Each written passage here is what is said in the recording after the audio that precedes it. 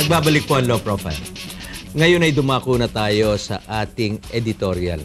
Ano ba ang pananaw mo sa ating editorial? Ang pananaw mo sa pagdami ng ating OFWs? Nakabubuti ba ito o nakakasama sa bansa? Ano ba ibig sabihin ng OFW? By the overseas. Filipino worker. Oo. Ayun na nga. Tinatanong ko lang. Baka hindi niya na. Well, anyway. Hindi simulan na natin. Simulan. Nakakasama ba o nakakabuti? Sagutin mo nga. Ha? Sa akin, hindi ko man gusto na nagkakahiwa-hiwalay ang nagagawa niyang pagtatrabaho sa labas ng bayan, ng bansa. Mukhang dapat harapin natin ang katotohanan na wala dito sa atin na maaaring mapasukan. Kaya sa ayot sa gusto natin, talagang tatanggapin natin yon at ito kahit sa papanong paraan nakaka-contribute sa ating ekonomiya. Do sinasabi nga nila na yung mga kinikitang pera, yung bilyon-bilyong ipinapasok na dollar sa atin dito, ang nakikinabang lang ay ang mga malls. Dahil karaniwan dito sa atin, yung mga perang pinadadala, yun yung tinatawag na spending money. Hindi naman for savings. Dahil sa halos wala silang pagkakataon, minsan hindi pa kinikita yung mga pera na yan. Ubus na. Ubus na, inuutang na. Pero, sabi nga, mabuti na ito, meron kesa sa wala. Ganun pa lang ang kalagayan natin. Hopefully, may saayos na natin ang kalagayan dito para wag nang aalis ang mga kababayan natin. Ano nga yung pinag-uusapan natin? Yun ang Bugi. Ang sa akin ano yan pros and cons yan sa pamilya muna ang pag-usapan natin. Sa pamilya, nakakabuti yan dahil nakakapagpadala na mas maraming pera na yung sweldo ng OFW natin. Pero nakakasama dahil magkahiwalay ang mag-asawa. Nakahiwalay either yung ina o yung ama sa kanyang asawa at mga anak. No? At madalas, nakakahiwalay na tuloy, nakakakita ng iba. No? Ang mabuti nga ay nakakatulong naman, gumiginhawa ang buhay ng pamilya. O ngayon sa bansa. Sa bansa kasi, nakakatulong yan dahil pumapasok ang pera sa ekonomiya. As a matter of fact, ang nagpa-prop up sa ekonomiya natin, yung mga kontribusyon, ang mga padala ng mga OFWs. Pero nakakasama dahil may brain drain. Yun ang akin. Okay. Very good. Ikaw naman. Sa akin, pagdating ng 2015, siguro hindi na factor yung question. Because 2015 is ASEAN integration na kung saan may free flow na talaga. It would be a borderless ASEAN na ang pagpasok sa atin ng mga manggagawa mula sa ibang bansa at mga manggagawa naman sa atin, pagpasok sa kanila, ganun na kaluwag, no? At ganun na kadalas. So, hindi na pinag-uusapan na lumalabas sila. Lumalabas, pumapasok, lumalabas. Kasi basically, yun ang pinaka-objective ng ASEAN integration. So, siguro ngayon, okay? Ngayong panahong ito, na hindi pa dumadating yon, kung ako ang tatanungin, nakakabuti dahil ang una natin pinag-uusapan, ekonomiya. So, pag magandang ekonomiya, magandang kalagayan ng mga taong nakatira sa bansa, maganda, may edukasyon, may mga public service, may mga social services na nakakarating doon sa mga sa publiko. Pero kung pag-uusapan naman natin, nasaan na yung mga skilled workers natin, nasaan na yung mga professionals natin, wala na sa atin at ang natira sa atin, yun lang nandun sa medyo kalagitnaan, no? Hindi ko naman sinasabing mediocre, pero doon lang sa mga gusto lang maiwan. Pero yung mga magagaling na wala na sa atin. But then again, ulitin ko, by the time na nagkaroon ng ASEAN integration, siguro hindi na factor yung tanong. Okay. Well, Asian integration, ilang bansa lang yan dito sa Asia. Pero ang Pilipino, alam mo, hanggang Turkey, meron tayo. Everywhere. They're everywhere. Nandoon sila sa Amerika, sa Great Britain, sa Middle East, sa New Zealand, Africa even. Sa Switzerland, everywhere. No? Maski na umisip ka ng bansa na wala ang Pinoy, nandoon lahat. Kaya one day, we are going to populate the world. Yan. Sigurado yun. Lahat ng mga bansa may Pinoy na riyan, at least half Filipino. Anyway, pag sila ay naging OFW, tama yung sinasabi na tumataas yung ating ekonomiya dahil sa kanilang remittances. Pero there is a social negative effect. May trade-off yan. Yes, always. Talagang napakabigat yung social effect, consequences of this. jeopardizing marriages, for example, which is the basic institution in our country. Na, kagaya na sinabi ni Bugi nga, nagkakahiwalay tuloy, matagal ang halimbawa mo, ang lalaki ang nagpunta sa ibang bansa, nalungkot, kita ng iba. Babae nagpunta sa bansa, ganun din, kita ng iba. Pareho sila pupunta sa ibang bansa, nagkaaway.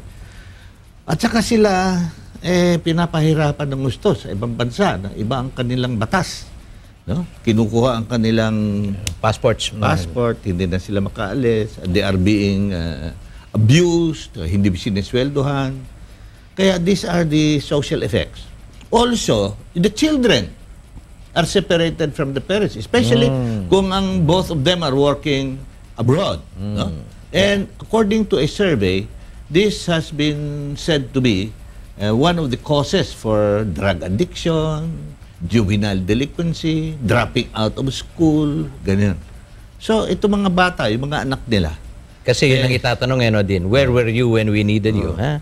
Maraming ganyan tanong, ha? Kaya ang nangyayari tuloy, itong mga batang ito, these are the people who are supposed to be leaders to take our place later in the future. And anong natapos nila? Wala. Most of them are parasites, no? Dependent only upon the income of their parents from abroad na kanilang ginagastos dito for luxuries instead of just saving them for future reference. Pero malaking disadvantage din sa bansa ito, lalo na sa brain drain. Mayroong bagong word ngayon na tinatawag, de-skilling. D-E-S-K-I-L-L-I-N-G. De-skilling. Kasi ito mga skilled workers natin pumupunta abroad, we are expecting them to learn new technology so that when they come back to the Philippines, they will be able to transfer technology here. Hindi ganun ang nangyayari.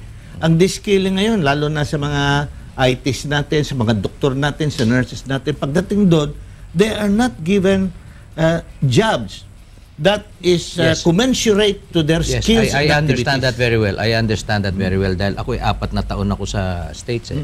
You take 2 or 3 steps backward. Kaya nga Ganun ang nangyayari. And then you start working your way up. Pero nakabara sa'yo dahil syempre, Amerikano muna. Tayo Kaya pagbalik dito, wala silang transfer technology nangyari. They're even afraid to join us immediately. They have to retrain themselves and up their skills before they are able to merge with society. Maidagdag ko lang din.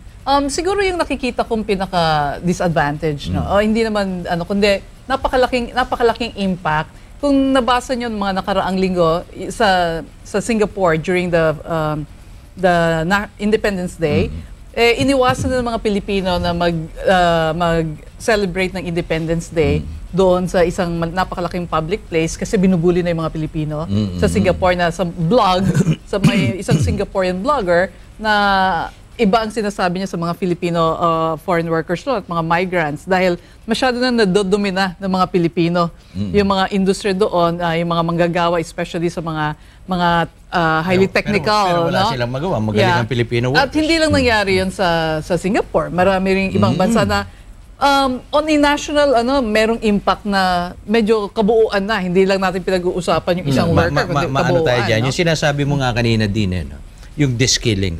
Kasi pupunta ron. Halimbawa, doktor. No? Pagkatao, halimbawa ay teacher. Pagdating doon ay magiging household helper. No?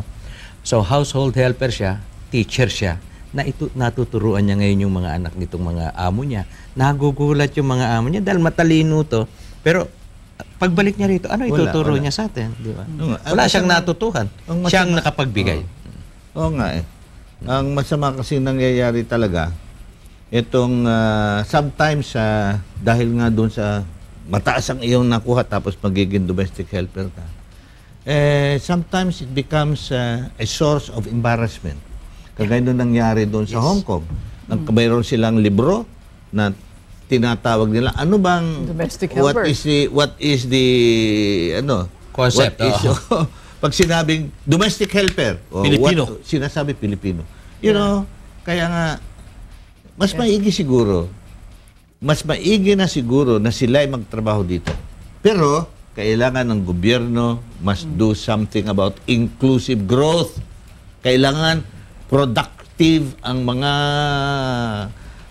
mga empleyado. Kailangan din na they have to put up more infrastructure, but there will be infusion of investment, foreign capital. Siguro in parting due words, time parting yan. words, partner. Parting words. Yun na rin ang magiging parting words ko. Siguro darating din yung panahon na yon. Pero sa ngayon, haharapin muna natin ang realities na bagamat masakit, no? Yung paghihiwalay ng pamilya, kailangan may malalaking pangangailangan ng tao.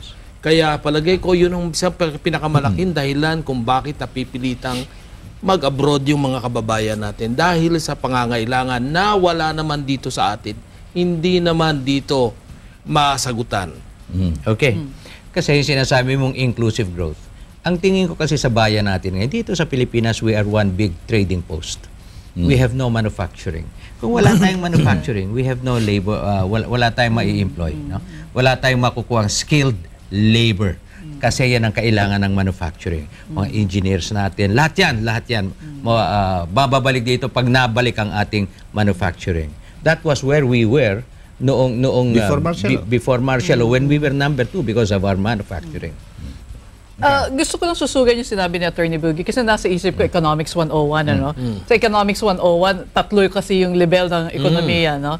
There's the agricultural economy, manufacturing economy, and service economy na parang tayo hanggang ngayon sa haba ng panahon at tayo pa yung sinabi pa naman unang tiger sa Southeast Asia, hanggang ngayon hindi pa rin tayo nakakawala sa agricultural economy. Kaya walang bagong creation ng jobs para i-absorb natin itong mga skilled workers natin or even our professionals. Na ang tanong sa atin is, kailan kaya? No? Kailan kaya tayo makakaahon sa agricultural economy at umakyat man lang tayo sa manufacturing economy? At yung bang para makarating sa service economy, tanging isang pangarap na lamang? Well, sa akin naman, dahil sa reality, sabi nga ni Nick, no? Sana naman ang gobyerno, bago natin i-deploy ang ating mga Pilipino magtrabaho abroad, bigyan sila ng seminar na maintindihan nila ang culture kung saan sila pupunta, ang kanilang rights and obligations, ganun. Hindi na basta lang papadala mo na lang. At ayoko yung ginagawa ng gobyerno, parang ini-encourage pa nga yung OFW na mag-ibang bansa. Parang sinasabi, hero, the new hero.